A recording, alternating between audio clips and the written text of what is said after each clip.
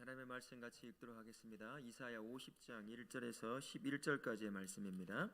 우리 서로를 향해서 이렇게 한번 인사했으면 좋겠습니다. 하나님이 기뻐하시는 부싯돌 같은 얼굴을 가지셨군요 라고 한번 이야기해 볼까요? 하나님이 기뻐하시는 부싯돌 같은 얼굴을 가지셨군요. 이 부싯돌이 뭔지는 나중에 아시게 될 거예요. 그렇게 못난 얼굴 같았다는 의미가 전혀 아닙니다. 예수님께서 복음 사역을 시작하시면서 이제 제자들, 함께할 제자들을 부르셨어요. 그리고 그 이후에 자신이 떠나고 난 뒤에도 복음 사역을 감당할 제자들을 일일이 찾아다니면서 이제 세우셨습니다.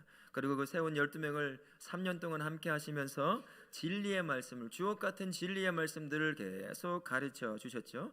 때로는 이적과 기적을 통해서 누구도 모르는 자신이 기다린다고 하지만 알아보지 못하는 사람들과 달리 제자들에게는 내가 메시아임을 알리시고 그렇게 따라오도록 만드셨던 분, 바로 그분이 예수님이십니다. 제자들을 야단치시기보다는 때로는 위로하고 위험에 처했을 때, 공경에 처했을 때 편이 되어 도와주셨던 분이 예수님이라고 할 수 있을 것입니다. 근데 이런 은혜를 다 잊어버린 채 예수님이 잡히시니까 전부 다 배반하고 등지고 도망치고 저주까지 하며 갔던 사람들이었습니다. 참 이렇게 보면 인간의 모습을 보면 도저히 용서할 수 없는 그러한 모습 같지만, 그런 가운데 예수님께서는 가장 먼저 찾아가신 사람들이 바로 제자들이었다는 것이에요.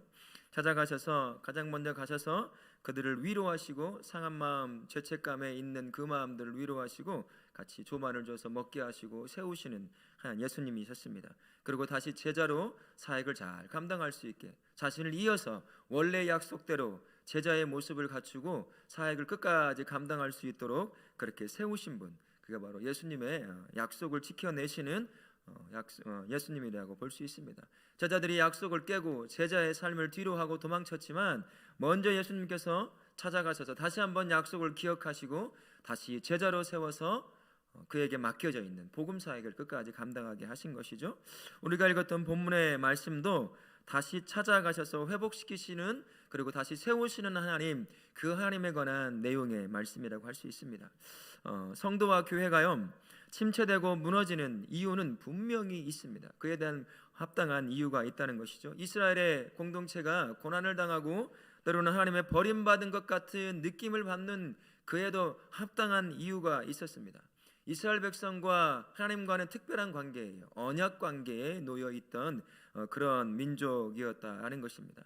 하나님께서 일방적으로 이스라엘 백성을 택하셔서 선민을 만드시고 그 민족을 통해서 열방에 하나님이 어떠한 분인지, 세상을 향해서 하나님이 어떤 마음을 갖고 있는지를 이 열방 선택받은 백성을 통해서 만천하에 드러내 보이기를 원하셨습니다. 그래서 일방적으로 계약을 맺으시고 누구도 파기하지 못하게 해놓으셨지만, 그러나 한쪽에서는 파괴할 수 있었습니다. 하나님이 파괴하시던 아니면 이스라엘 백성이 스스로 이 언약을 내려놓던 둘 중에 하나를 통해서는 파괴가 될 수 있었습니다. 하지만 이 하나님께서 파괴하신 것이 아니라 연약했던 이스라엘 백성들이 자신의 죄악과 우상 숭배와 불순종, 욕심 때문에 하나님을 등지면서 이 언약 관계를 스스로 그냥 파괴시켜 버리고 말았어요.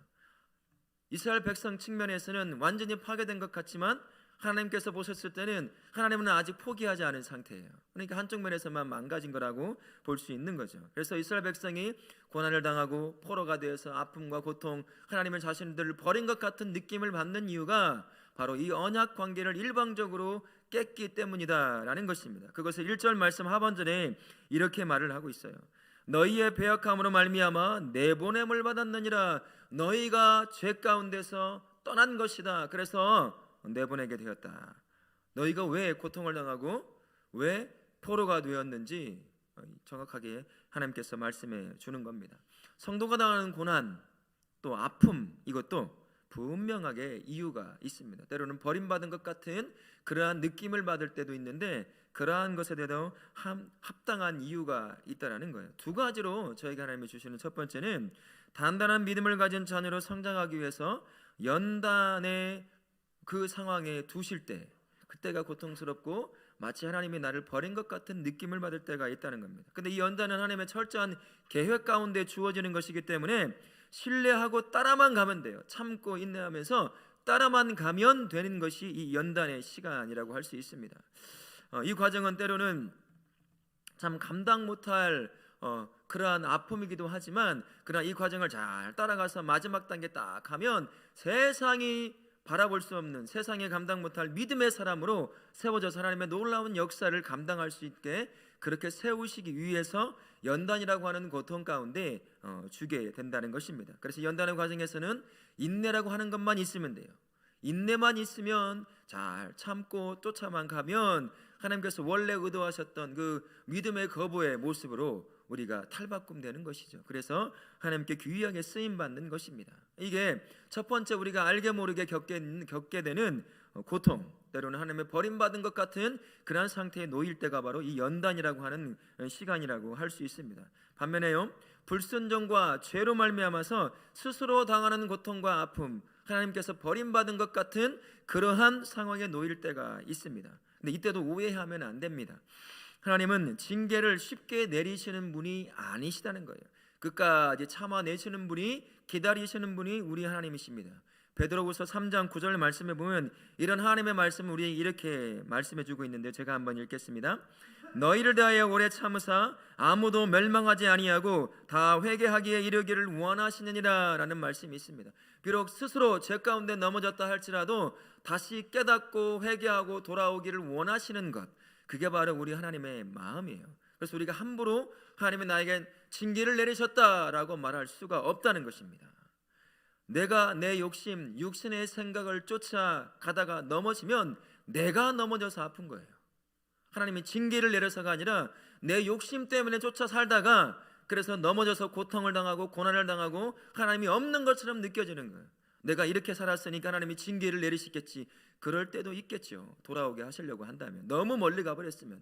하지만 보통의 경우, 대부분의 경우는 내가 스스로 욕심과 육신의 생각을 쫓아 살다 보니 스스로 넘어져서 고통당하고 아픔을 당하고 하나님이 없는 것 같은, 내가 하나님께 버림받은 것 같은 느낌을 받는 것입니다. 거의 대부분이 바로 그거라는 거예요.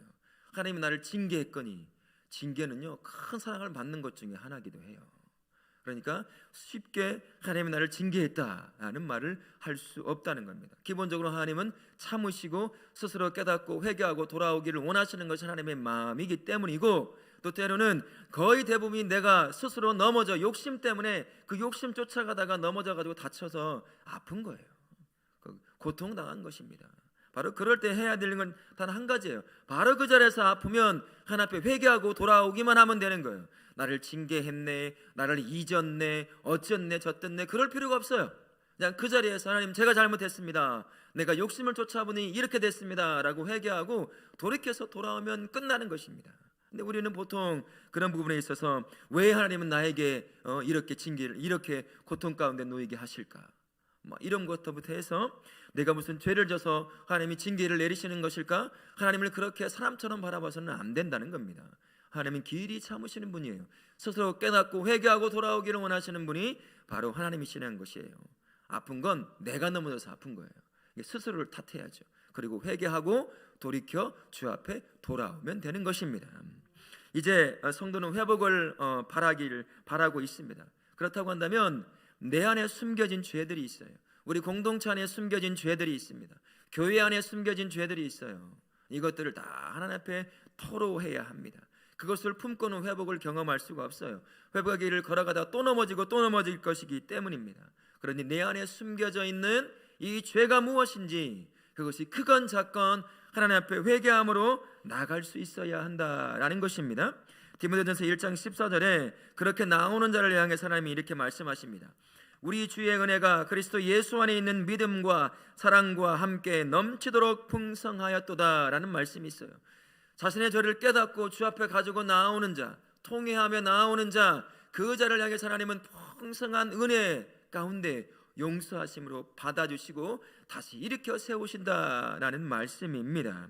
그러니 은혜가 풍성하신 그 하나님께 내 안에 숨겨놓았던 죄들, 나는 아무렇지도 않겠지라고 생각하고 있는 그 모든 것들을 주 앞에 그대로 가지고 가서 회개하면 하나님께서 그 풍성한 은혜 가운데 우리를 품어 주시는 것입니다. 그리고 회복을 맛보도록 우리를 이끌어가게 되는 거죠. 회복을 바라는 모든 성도님들은 내 안에 숨겨져 있는, 우리 공동체 안에 숨겨져 있는 반드시 내려놓고 회개해야 될 그런 죄들을 모두 주 앞에 내려놓은 말미암아 회개함 가운데 나아가실 수 있기를 축원합니다. 아멘. 회개로만 멈춰서는 절대로 안 됩니다. 4절부터 7절까지 말씀이 우리에게 요구하시는 하나님의 또 다른 말씀이 있어요. 회개로 멈추는 것이 아니라 한 단계 더 앞으로 나아가서 반드시 회복을 위해서 쓰임받기를 간구할 수 있어야 한다는 거예요. 이사야 선지자가 조금 재밌는 비유를 통해서 말씀합니다. 4절부터 7절까지 보면 이사야는 학자의 눈과 귀와 얼굴 구한다라는 말씀이 있어요. 이게 우리도 구할 수 있어야 하는 그러한 것입니다. 서로 간에 회복을 바라고 있는 이 공동체 안에서 서로 간에 하나님의 사랑과 위로를 전할 수 있는 혀를 구해야 하는 거예요. 입술을 구해야 하는 것입니다. 여러분, 혀는 능력이 있죠? 말은 능력이 있습니다. 사람을 살려내기도 하고 사람을 죽기도 하여 죽고자 하는 자를 다시 일으켜 세우기도 하는 것이 이 혀가 가지고 있는 능력입니다. 아이들에게 우리 옛날에 저도 그래 많이 들어봤던 욕들이 있어요. 막 별 욕이 다 있어요. 뭐 제가 한번 해볼게요.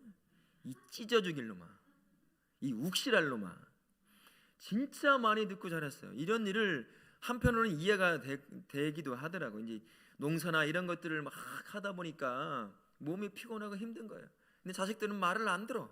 그러니까 이 안에서 욕이 그냥 벌써부터 튀어나오는 거예요. 근데 그 말을 듣고 평생 듣고 자랐다고 생각해 보세요.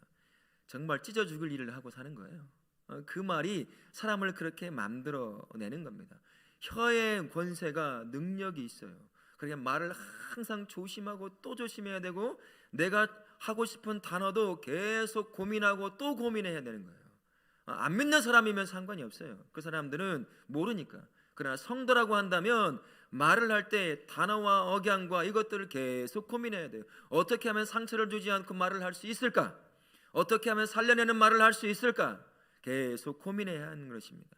회복을 꿈꾸는 공동체라고 한다면, 지체라고 한다면 더더욱더 이 혀에 이 사람을 살려내는 위로의 말을 전하고 권면의 말을 전할 수 있는 그러한 이 사랑의 말을 전할 수 있는 혀를 간구할 수 있어야 한다라는 것입니다. 본문 4절에 이렇게 말을 합니다. 나는 곤고한 자를 말로 어떻게 도와줄 줄을 알게 하시고 공고함에 빠져있는 주저앉아있는 자들을 그래 네가 잘못해서 그런 거야. 맞는 말이에요, 틀린 말이에요? 맞는 말이에요. 그런데 그게 맞는 말이 사람을 살려내는 건가요? 죽이는 건가요? 2번 죽이는 거예요. 맞는 말을 했다고 해서 잘한 게 아니에요. 성도라고 한다면, 회복을 꿈꾸는 사람이라고 한다면 살려내는 말을 해야 한다는 것입니다. 살려내는 말, 위로하는 말, 권면하는 말, 사랑의 말을 해줄 수 있어야 한다는 거예요. 자기도 알아요. 잘못해서 주저앉아 있는 거. 거기에 한 번 더 못을 박아버리면 어떻게 일어나겠냐는 것입니다. 살려내야죠. 그게 우리에게 주신 입술의 권세고 혀의 권세입니다. 그래서 그것을 간구해야 돼요. 회복을 갈망하는 공동체라고 한다면 이렇게 살려낼 수 있는 말을 하는 혀를 우리가 간구해야 하는 것입니다. 잠언 18장 21절에 이렇게 말을 합니다. 죽고 사는 것이 혀의 힘에 달렸나니 혀를 쓰기 좋아하는 자는 혀의 열매를 먹으리라. 좋은 말로 살려내는 말로 누군가를 살려낸다고 한다면 그는 반드시 어디선 죽을 고비 가운데 그 살려내는 말을 한 열매 때문에 그 사람은 살려나게 될 거예요. 하지만 말을 통해 누군 주저앉히고 죽이고 더 좌절 가운데 만들어낸 그런 말을 많이 한 사람이라고 한다면 스스로 맺은 열매 때문에 어느 순간 큰 아픔을 겪을 수도 있습니다. 그러니 말이 이렇게 중요한 거예요. 항상 조심하고 또 조심하고 10마디 할 것 5마디를 줄이고 단어도 한번 점검해보고 한 번 더 고민해보고 그렇게 말을 해서 회복을 경험해야 될 사람, 공동체라고 한다면 이 혀를 간구함으로 말미암아 사랑의 말과 회복의 말, 권면의 말, 위로의 말을 통해서 주저앉아 있는 지체들을 한 명씩 살려내므로 세워줘야 될 줄 믿습니다. 그 과정을 통해서 우리가 회복을 경험하게 되는 겁니다. 이 혀만 간구하면 안 돼요. 이 귀, 학자의 귀를 구한다라는 말인 것처럼 먼저 서로를 들을 수 있는 귀도 구해야 한다라고 말씀합니다. 4절부터 5절까지의 그 말씀입니다. 소통이 되지 않는 이유 중에 하나가 뭐가 있을까요? 이 둘이 대화를 주고받아야 되는데 계속 둘이 말을 하는 거예요. 한 사람이 멈췄다가 듣고 말을 해야지 계속 말을 한다고 생각하면서 서로 하고 싶은 말을 소통이 됩니까? 안 됩니까? 안 되는 거예요. 절대로 안 됩니다. 오해가 일어나는 이유 중에 하나가 뭐가 있을까요? 너무나 많은 말을 하기 때문이에요. 계속 말을 해요. 말이 많으면 어떤 일이 발생하죠? 하지 말아야 할 말도 하고, 오해를 만들어내는 말도 하고, 이상한 말도 만들어지고, 그러다 보면 이 소통도 안 될 뿐만 아니라 오해가 만들어지기 시작한다는 겁니다. 그래서 듣는 귀가 필요한 거죠. 상대편의 마음을 들을 수 있는 마음의 귀를 달라고 기도해야 될 것이고, 그의 영혼의 아픔에 그 외침을 들을 수 있는 영혼의 귀를 달라고 간구해야 하는 겁니다. 회복을 바라는 공동체라고 한다면 선한 말, 살려내는 말과 함께 사람들의 아픔의 소리를 들을 수 있는 그 영혼의 귀와 마음의 귀를 달라고 간구해서 그 누구에게도 말 못하는 영혼의 아픔의 고통의 소리를 듣고 마음의 고통의 소리를 듣고 그들을 위로하고 권면하고 사랑의 말로 세워주는 것, 그렇게 해서 회복을 경험할 수 있도록 해줘야 하는 것입니다. 우리 성도님들은 듣는 귀, 형제와 자매들이 이 마음 가운데 영혼 가운데 외치고 있는 아픔의 소리를 들을 수 있는 영혼의 귀를 구하실 수 있기를 바랍니다. 마음의 귀를 구하실 수 있기를 바랍니다. 바로 그 과정을 통해서 상대편의 아픔의 소리를 듣고 위로로 세워주고 회복시키는 그 길로 인도해 갈 줄 믿습니다. 이제 귀와 입을 구했다고 한다면 얼굴을 구해야 해요. 얼굴 구한다라는 것은 뭘까요? 7절 말씀에 아까 인사 가운데 했던 것이 그대로 나옵니다. 내 얼굴을 부싯돌같이 굳게 하였으므로, 이 말 그대로 한다면 조금 좋지 않은 의미처럼 다가올 수 있겠습니다만 이겁니다. 부여된 임무를 완수하겠다고 하는 굳은 결이나 결심이 담겨져 있는 얼굴이라는 것이에요. 우리는 회복을 바라는 공동체입니다. 내가 회복을 위해서 귀하게 쓰임받겠다. 하나님, 내가 쓰임받는 인생 되게 도와주십시오.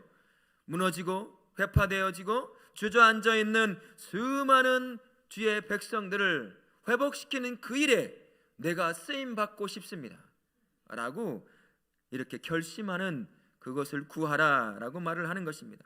회복은 그냥 이루어지지가 않아요. 하나님께서 강제적으로 회복을 이루실 수 있는 분이시지만 절대로 그렇지 않습니다.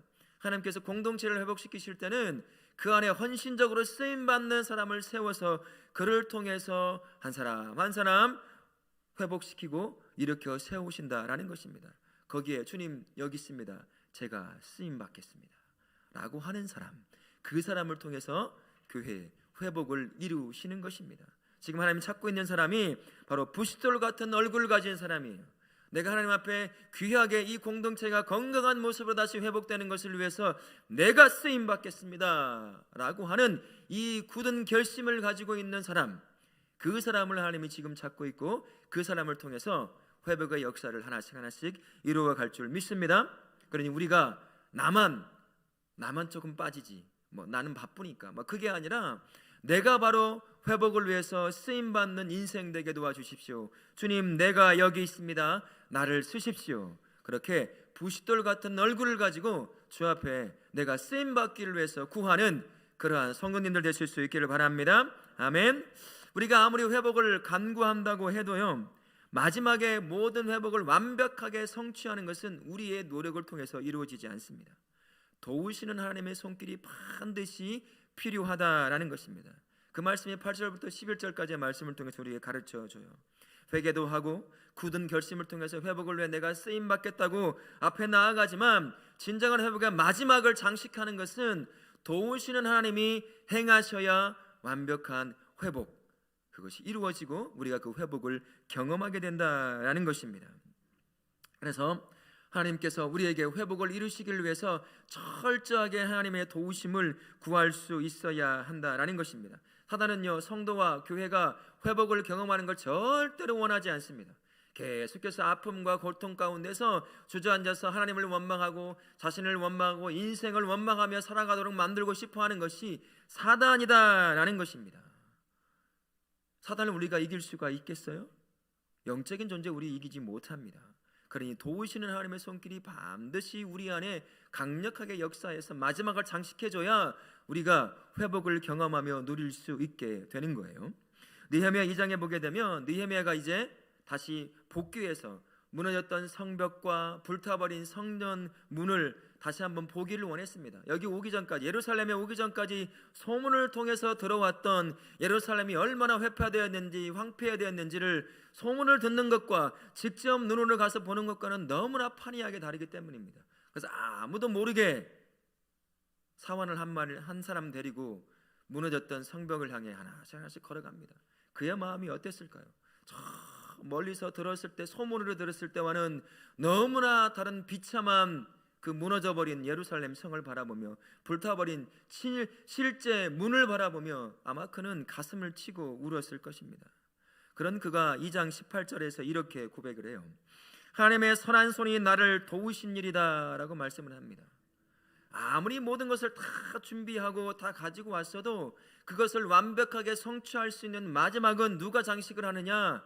도우시는 하나님이 장식을 한다는 거예요.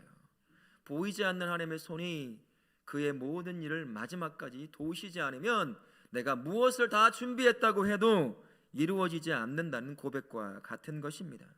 우리 하나님의 선하신 도움의 손길이 우리 공동체 안에, 우리의 삶 안에, 우리 지체 안에 함께하지 아니한다면 내가 아무리 회복을 향한 좋은 계획을 가지고 있다고 하더라도 우리 회복을 경험할 수가 없어요.